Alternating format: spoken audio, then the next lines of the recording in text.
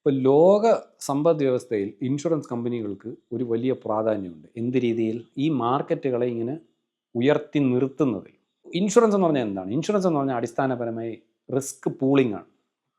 10 ആളുകളുടെ റിസ്ക് നമ്മളെല്ലാവരും കൂടെ പണമിട്ട് അത് പൂൾ ചെയ്ത് ശരിയാക്കുന്നു എന്നുള്ളതാണ് ഇൻഷുറൻസിൻ്റെ അർത്ഥം. അത് അതിൻ്റെ ബേസിക് ഡെഫിനിഷനാണ്. ഇപ്പോൾ ഒരു നാട്ടിൽ, ഇപ്പം നിങ്ങൾ തന്നെ ആലോചിച്ച് നോക്കുക, ഇപ്പോൾ ഈ നാട്ടിൽ ഇഷ്ടം പോലെ ബസ് ഉണ്ടെന്ന് വിചാരിക്കുക. ഇഷ്ടം പോലെ ബസ് ഉണ്ടെന്നുണ്ടെങ്കിൽ നിങ്ങൾക്കൊരു ടാക്സി പിടിക്കേണ്ട ആവശ്യം കുറവായിരിക്കും. അല്ലെങ്കിൽ നിങ്ങൾക്കൊരു പ്രൈവറ്റ് വാഹനങ്ങളുടെ കാര്യവും കുറവായിരിക്കും. കാരണം ബസ് ഇഷ്ടം പോലെ ഉണ്ടല്ലോ.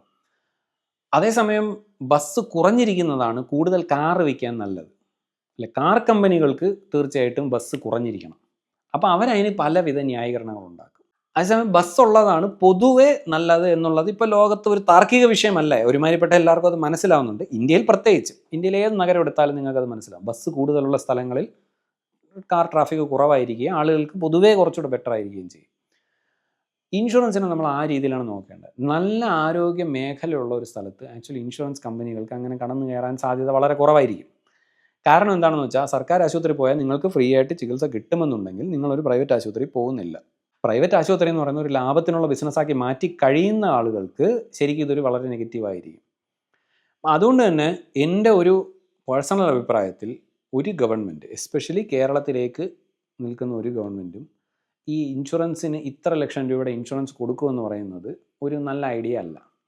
കാരണം അതൊരു മെസ്സേജിങ് ആണ്. അതൊരു പ്രൈവറ്റ് ആശുപത്രികൾക്കുള്ളൊരു മെസ്സേജിങ് ആണ്. നിങ്ങൾക്കൊക്കെ ഇനി കുറേ പ്രൈവറ്റ് ബിസിനസ് ഇവിടെ തുടങ്ങാം, ഈ ഗവൺമെൻറ് അതിന് അനുകൂലമാണ്, അതിന് ബിസിനസ്സിന് എന്തെങ്കിലും കുറവ് വരുന്നുണ്ടെങ്കിൽ ആ ഷോർട്ട് ഫോൾ ഗവൺമെൻറ് തന്ന് തീർത്തോളാം എന്ന് പറയുന്ന രീതിയിലാണ് ഈ പ്രീമിയം വരുന്നത്. ഇപ്പോൾ ഒരുപാട് ആളുകൾ ഇൻഷുറൻസിനെ പറ്റി ഇപ്പോൾ അമേരിക്കയാണ് ഏറ്റവും വലിയ മുതലാളിത്ത രാജ്യം എന്ന് പറയാറുണ്ട്. ഫ്രീ മാർക്കറ്റും ഭയങ്കര ഇതൊന്നൊക്കെ പറയാറുണ്ട്. അപ്പോൾ ഞാൻ നിങ്ങളുടെ അടുത്ത് പറയുന്നത് ഇത് വളരെ ലളിതമാണ്. നിങ്ങൾക്കത് ഏത് അമേരിക്കൻ പൗരനോട് ചോദിച്ചു കഴിഞ്ഞാലും വ്യക്തമായി മനസ്സിലാവുന്നൊരു കാര്യമുണ്ട്. ലോകത്തുള്ള ഏത് കൊടിമൂത്ത ഗവൺമെൻറ് ബ്യൂറോക്രസിയേക്കാളും മോശപ്പെട്ട ബ്യൂറോക്രസി നിങ്ങൾക്ക് കാണണമെന്നുണ്ടെങ്കിൽ അമേരിക്കയിലെ ഇൻഷുറൻസ് കമ്പനി നോക്കിയാൽ മതി, അമേരിക്കൻ ഹെൽത്ത് കെയർ സെക്ടർ നോക്കിയാൽ മതി.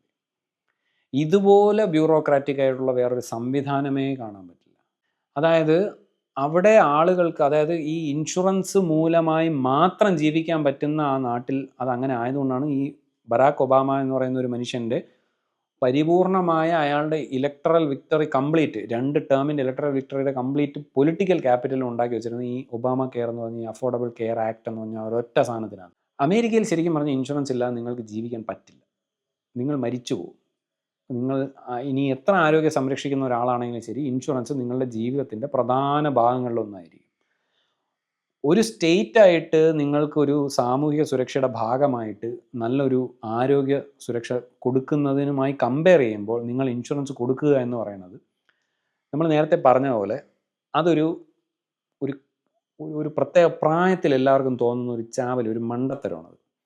ഒരു 20-25 വയസ്സായിരിക്കുന്ന സമയത്ത് നമ്മൾ വിചാരിക്കും, എനിക്ക് ഒരു ചിലവുമില്ലല്ലോ, എനിക്ക് ആരോഗ്യപരമായ ഒരു പ്രശ്നമില്ലല്ലോ, അപ്പോൾ പിന്നെ ഞാൻ എന്തിനാ വെൽഫെയറിനെന്ന് പറഞ്ഞുകൊണ്ട് ഞാൻ ടാക്സ് കൊടുക്കുന്നില്ല, ഞാൻ വെൽഫെയറിനെന്ന് പറഞ്ഞുകൊണ്ട് ടാക്സ് കൊടുക്കുന്നില്ല. അതിന് പകരം ഞാൻ ചെയ്യാൻ പോകുന്നത്, ഞാനൊരു ചെറിയ രൂപയ്ക്കുള്ള ഇൻഷുറൻസ് എടുക്കുന്നുള്ളൂ. ടാക്സിനേക്കാളും കുറവാണല്ലോ ഇൻഷുറൻസ്. ഇത് ഒരു 50-55 വയസ്സ് വരെ ഓക്കെ ആയിരിക്കും.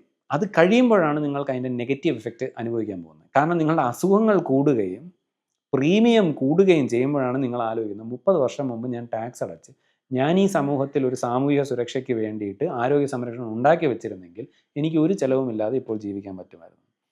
ഈ ചർച്ച നിങ്ങളിപ്പോൾ ഈ ഇൻഷുറൻസ് കൊടുക്കുന്നത് വളരെ നല്ല കാര്യമാണെന്ന് പറയുന്ന ഈ സംഭവം ഉണ്ടല്ലോ, അത് ഒരു വർക്കിംഗ് ഏജ് പോപ്പുലേഷൻ കൂടുതലായിരിക്കുന്ന ഒരു സമൂഹത്തിൽ എപ്പോഴും വരുന്നൊരു കാര്യമാണ്. ആ കോഹോർട്ടിന് പ്രായമായി 50-55 വയസ്സാകുമ്പോൾ അതിൻ്റെ നെഗറ്റീവ് എഫക്റ്റ് അവർ കൃത്യമായി അനുഭവിക്കാതിരിക്കാൻ യാതൊരു തരവുമില്ല. കാരണം ഇൻഷുറൻസിൻ്റെ ഏറ്റവും വലിയ തേരോട്ടം നടത്തിയിട്ടുള്ള അമേരിക്കയിൽ സംഭവിച്ചിട്ടുള്ള അതാണ്. നിങ്ങൾക്ക് 65-70 വയസ്സായ ആളുകൾ അമേരിക്കയിൽ ചെറിയ ജോലികൾ ചെയ്യുന്നതാണ്. ഈ ബർഗർ അങ്ങോട്ട് എടുത്തിടുക, പാത്രം മറ്റേ ഗ്രോസറി സ്റ്റോറിൽ ഇതിങ്ങനെ മടക്കി വയ്ക്കുക, ഇങ്ങനെ ചെറിയ ചെറിയ ജോലികൾ ചെയ്ത് 70 വയസ്സ് വരെയൊക്കെ ആളുകൾ ജീവിക്കുന്നതാണ്. എന്തിനാണെന്ന് വെച്ചാൽ ആ കമ്പനികൾ അവരുടെ ഇൻഷുറൻസ് കവർ ചെയ്യും. അതൊരു വലിയ കോസ്റ്റാണ്. നിങ്ങൾക്ക് ജീവിച്ചു പോകാനുള്ള പണം നിങ്ങൾ ഉണ്ടാക്കി കാണും, പക്ഷെ ഒരു അസുഖം വന്നു കഴിഞ്ഞാൽ നിങ്ങൾ ബാങ്ക്രപ്റ്റ് ആയി പോകും. അപ്പോൾ ഇത് ഇൻഷുറൻസ് എന്താണ് ചെയ്യുന്നതെന്ന് വെച്ചാൽ ഇൻഷുറൻസ് ഇത് പരസ്പരം ഫീഡ് ചെയ്യുകയാണ്. ഈ പ്രൈവറ്റ് ഹെൽത്ത് കെയർ ബിസിനസ് എന്ന് പറയുന്ന ഹെൽത്ത് കെയറിൽ നിന്ന് പ്രോഫിറ്റ് ഉണ്ടാക്കുന്നതിനെയും അതിനകത്ത് നിന്ന് ലാഭം ഉണ്ടാക്കുന്നതിന് ഇൻഷുറൻസ് ഫീഡ് ചെയ്യും. അതേപോലെ ഈ ഹെൽത്ത് കെയറിൻ്റെ കോസ്റ്റ് കൂടുന്നത് ഇൻഷുറൻസിനെ ഫീഡ് ചെയ്യും. ഇനി ഇൻഷുറൻസ് ഇല്ലാതാവാൻ പോകുന്നുണ്ടോ എന്ന് ചോദിച്ചാൽ ആക്ച്വലി അത് നടക്കാൻ പോകുന്നില്ല. അതാണ് മറ്റൊരു കാര്യം. അത് നവലിബറലിസത്തിൻ്റെ മറ്റൊരു സൈഡ് എഫക്റ്റാണ്. ഈ ലോകത്തുള്ള എല്ലാ ഇക്കോണമികളിലും നിങ്ങൾ എടുത്ത് നോക്കിക്കഴിഞ്ഞാൽ എല്ലാ സ്റ്റോക്ക് മാർക്കറ്റുകളിലും JGB ജാപ്പനീസിൻ്റെ ആ JGB ബോണ്ടുകൾ അടക്കം അവിടം തൊട്ട് അത്യാവശ്യം നല്ല രീതിയിൽ പണ്ട് കാലം മുതലേ നിൽക്കുന്ന ആ JGB ബോണ്ടുകൾ മുതൽ ഈ ഇന്ത്യയിലുള്ള ഇൻഷുറൻസ് മേഖലയിൽ ഈ മ്യൂച്വൽ ഫണ്ട് മേഖലയിൽ ഇൻവെസ്റ്റ് ചെയ്തിരിക്കുന്ന ആളുകൾ വരെ നിങ്ങൾ നോക്കിക്കഴിഞ്ഞാൽ ഇൻഷുറൻസ് പ്ലെയേഴ്സ് വളരെ കൂടുതലായിരിക്കും.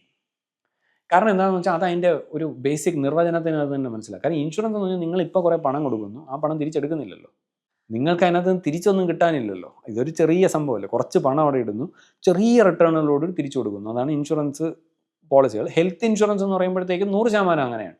അതായത് നിങ്ങൾ അതിൻ്റെ ഇൻഷുറൻസ് എടുക്കുന്നു. ഒരു 10,000 ആളുകളുടെ ഇൻഷുറൻസ് വാങ്ങിച്ച ശേഷം 100 പേർക്കാണ് ഈ അസുഖത്തിൻ്റെ ആവശ്യം വരുന്നത്. അപ്പോൾ അവർക്ക് മാത്രം നിങ്ങളത് കൊടുക്കുന്നു, ബാക്കി ലാഭം ഇൻഷുറൻസ് കമ്പനിക്ക്. പക്ഷേ 10,000 പേരുടെ നീ കളക്ട് ചെയ്യുന്ന പണം ഉണ്ടല്ലോ, ഈ പണം എവിടെയെങ്കിലും കൊണ്ടുപോയി ഇൻഷുറൻസ് കമ്പനി ഇൻവെസ്റ്റ് ചെയ്യും ഇല്ലേ? എവിടെയായിരിക്കും ഇൻവെസ്റ്റ് ചെയ്യുന്നത്?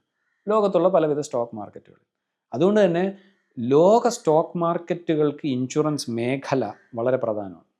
ഇൻഷുറൻസ് മേഖലയ്ക്ക് എന്തെങ്കിലും നെഗറ്റീവായി സംഭവിക്കുകയാണ്, ഇപ്പോൾ ഉദാഹരണത്തിന് കോവിഡ് വരാൻ പോകുന്നു, കോവിഡ് വന്നു എന്ന് പറഞ്ഞ് ഇൻഷുറൻസ് കമ്പനികളെല്ലാം പേ ചെയ്യണമെന്ന് പറഞ്ഞുകൊണ്ട് യൂറോപ്പിൽ ഒരു ഗവൺമെൻറ് ഒരു നിയമം പാസ്സാക്കുകയാണെന്നുണ്ടെങ്കിൽ അന്ന് സ്റ്റോക്ക് മാർക്കറ്റ് കടകടകടകടേ ഇടിയും. കാരണം ഇവരുടെ ലാഭത്തിൻ്റെ സ്ട്രക്ചർ മാറിക്കഴിഞ്ഞാൽ ഇവർ പണം പിൻവലിക്കും സ്റ്റോക്ക് മാർക്കറ്റിൽ നിന്ന്. അവിടെ നിന്ന് സ്റ്റോക്ക് മാർക്കറ്റിൽ നിന്ന് വീണ്ടും പിൻവലിക്കുകയും ചെയ്യും, വീണ്ടും താഴേക്ക് അത് പോയിക്കൊണ്ടിരിക്കുകയും ചെയ്യും ഇല്ലേ?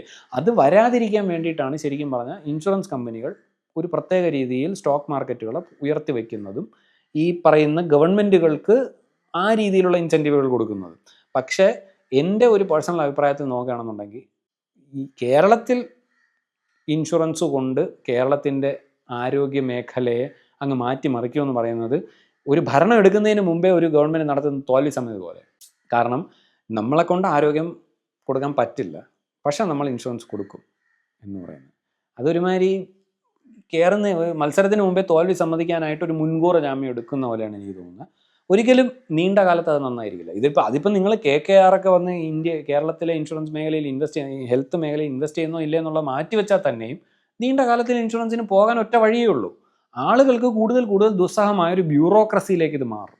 ഇപ്പോൾ പണ്ട് കാലത്തൊക്കെ ആളുകൾ പറഞ്ഞുകൊണ്ടിരുന്ന കാര്യമുണ്ട്, നിങ്ങൾക്ക് ജോലിക്ക് പോകാൻ, നിങ്ങൾക്ക് ഒരു സർജറി ചെയ്യണമെന്നുണ്ടെങ്കിൽ നിങ്ങൾ റിസർവേഷൻ വഴി വന്ന് ഡോക്ടറിൻ്റെ അടുത്ത് പോകുമോ അതോ മെറിറ്റ് വഴി വന്ന് ഡോക്ടറിൻ്റെ അടുത്ത് പോകുമോ? ആ ചോദ്യം തന്നെ 100% തെറ്റാണ്. കാരണം നിങ്ങൾ ഇൻഷുറൻസ് ഉള്ള സ്ഥലത്തേ പോകുള്ളൂ. ഇനി അതേ പറ്റുള്ളൂ എന്നുള്ള സാഹചര്യത്തിലാണ് അതിനെ എതിർത്ത് നിർത്തുന്ന എന്തെങ്കിലും ഒരു കാര്യമാണ് കേരളത്തിലുള്ള ഈ സർക്കാർ ആശുപത്രികൾ, പ്രൈമറി ഹെൽത്ത് സെൻ്ററുകൾ മുതൽ മുകളിലേക്കുള്ള താലൂക്ക് ആശുപത്രികളും ജനറൽ ഹോസ്പിറ്റലുകളും എല്ലാം വളരെ നല്ല രീതിയിൽ നടത്തിക്കൊണ്ടു പോകുന്നത്. അപ്പോൾ അതിന് ഒരു ഗവൺമെൻറ് ഇലക്ഷന് വരുന്ന സമയത്ത് തന്നെ 25 ലക്ഷത്തിന് ഇൻഷുറൻസ് കൊടുക്കുമെന്ന് പറയുന്നത് അടിസ്ഥാനപരമായ ഒരു തോൽവി സമ്മതിക്കലാണ്. അല്ലാതെ അതിനകത്ത് ഇപ്പോൾ എനിക്ക് വേറെ ഒന്നും പറയാനില്ല.